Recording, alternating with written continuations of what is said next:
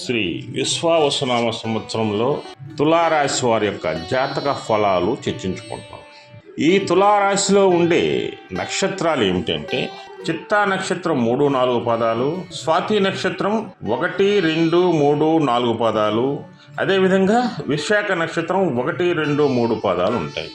ఈ విశ్వావసునామ సంవత్సరంలో తులారాశి వారి జాతకులకి ఆదాయం ఎలా ఉంటుందంటే ఆదాయం 11, వ్యయం 5, రాజ్యపూజ్యం 2, అవమానం 2. ఇక్కడ మీరు ఇంకో విషయం ఏంటంటే ఈ తులారాశి వారికి శనీశ్వరులు 6వ స్థానంలో ఉంటారు. అంటే మీన శనీశ్వరులు ఉంటారు. ఇక్కడ మీరు తులారాశి వాళ్ళు కొన్ని జాగ్రత్తలు తీసుకోవాలి. ఏమిటా జాగ్రత్తలు అంటే మీరు బంధువులతో ఎటువంటి పరిస్థితులు విరోధం పెట్టుకోవద్దు. అదేవిధంగా వాహనాలు కానీ పొలాలు కానీ కొనేటప్పుడు చాలా జాగ్రత్తలు పాటించండి. మీరు ఇంకొక ఇంపార్టెంట్ విషయం, ఇక్కడ ఏమాత్రం మీకు వ్యాపారస్తులో గొడవ పడితే మీకు ప్రాణాపాయం ఉండే అవకాశం ఉంది. అందువల్ల మీరు దృష్టిలో పెట్టుకొని ఉండాలి. అయితే ఈ సంవత్సరం తులారాశి వారికి చాలా అద్భుతంగా ఉంది. ఆ అద్భుతంతో పాటు కొన్ని సమస్యలు కూడా ఉన్నాయి.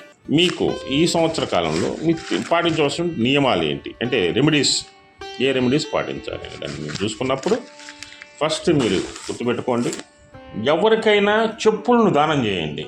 అదేవిధంగా మీ ఇంటి నందు నల్లని కుక్కను పెంచండి. అదేవిధంగా ప్రవహిస్తున్న నీటిలోకి వెళ్ళండి. ఆ నీటిలోకి వెళ్ళి పసుపు కుంకుమ వేసి అక్కడ గంగాదేవికి ఏ నది ఉంటే ఆ నదికి కొబ్బరికాయ కొట్టి హారతి ఇవ్వండి. చాలా మేలు జరుగుతుంది. అదేవిధంగా మీరు ప్రతి మంగళవారం సుబ్రహ్మణ్య స్వామికి పుట్టలో పాలు పోసి ఉపవాసం ఉండి చాలా మేలు జరుగుతుంది. అదేవిధంగా మీరు లిక్కర్ తాగొద్దండి. లిక్కర్ తాగితే మద్యపానం చేస్తే మీకు ఆరోగ్య సమస్యలు వచ్చేసి మృత్యుగండాన పడే అవకాశం ఉంది.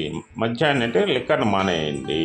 అదేవిధంగా ఒక పాత్రలో నూనె పోసి దానిలో మీ ముఖం చూసుకొని ఆ తర్వాత ఆ పాత్రను నిలవ ఉన్న డ్రైనేజీలో పడేయండి. ఆ పడేయటం వల్ల మీకు ఏమవుతుందంటే మీకున్నటువంటి శనిగ్రహ దోషాలు వెళ్ళిపోతాయి.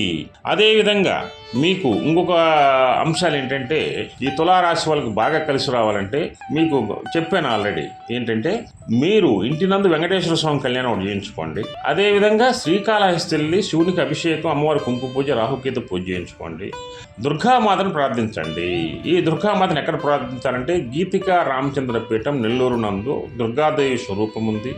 అక్కడ గురువు గారిని కలిసి మీరు అమ్మవారి పూజలు చేయించుకున్నట్లయితే అమ్మవారికి చీర, పసుపు, కుంకుమ, గంధం అమ్మవారికి బలిదానంగా ఏదైనా సమర్పించుకున్నట్లయితే మీకు అన్ని కోరికలు సమస్యలు తీరి మీరు ఆనందదాయకంగా ఉంటారు.